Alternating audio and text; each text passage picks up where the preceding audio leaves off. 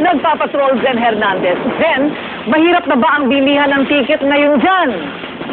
Hindi pa naman, Corina, pero hindi natin masasabi kung hanggang kailan mananatili ang ganitong sitwasyon. Marami kasi sa ating mga kababayan ay tila natuto na at maagang nag-book ng kanilang ticket. Ibig sabihin, yung mga upuan para sa mga biyahe sa mga susunod na araw ay puro mga nakareserba na.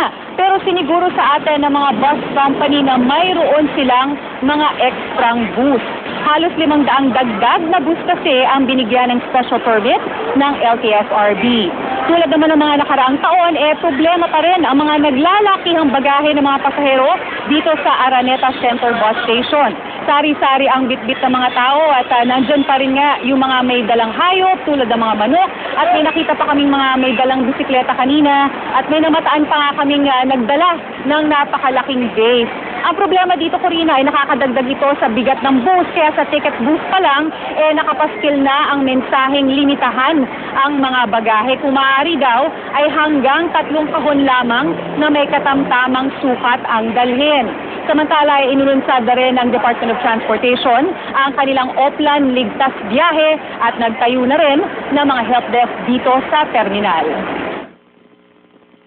Sila pa po nagagalit sa amin mga conductor driver. Saga hindi sila isinakay ng kamukha ng bagahe nila. Pwede po sila magdala mga hanggang 3 karton lang po na maliliit. Sabi daw ng mga marami daw pasahero kaya nag-aanok baka hindi ko makasingit ngayon. Bukas na lang. Samantala, Corina, ay silipin naman natin ang lagay ng trapiko sa mga pangunahing lansangan sa araw na ito, araw ng Biyernes. Diyan sa may NLEX ay nananatili pa rin namang banayad ang daloy ng trapiko. Kaya maliwalas pa ang pagbiyahe kahit oras na ng uwian mula sa mga trabaho sa ngayon. Diyan naman sa may SLEX, sa may Calamba, ay masikip na ang southbound lane at kung inyong nakikita ay mahaba na ang pila ng mga sasakyan. Dito naman sa may EDSA Orense ay masikip na at usad pagong ang magkabilang lane.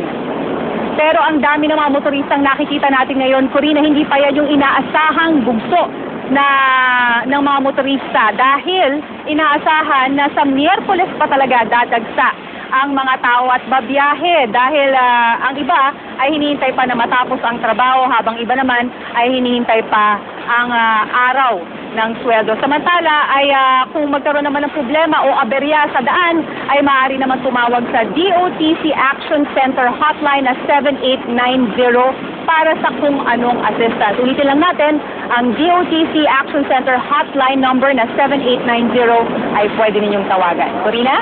Ang sikreto dyan, Jen, talagang maaga dapat bibili ng ticket, ano? Para hindi mahuli doon sa pilahan.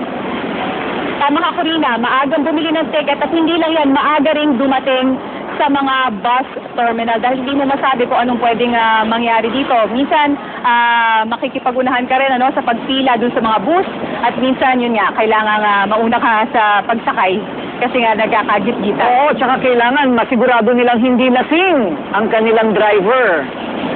Diba? Ay, tama yan, Corina. Hinihintay nga rin natin yung magiging inspeksyon na gagawin dito ng LTO pero maaaring sa susunod na linggo na nila gagawin yan para nga masiguro na itong mga driver natin ay nasa maayos na kondisyon. Ayan, salamat. Jen Hernandez live mula sa Araneta Center Bus Station.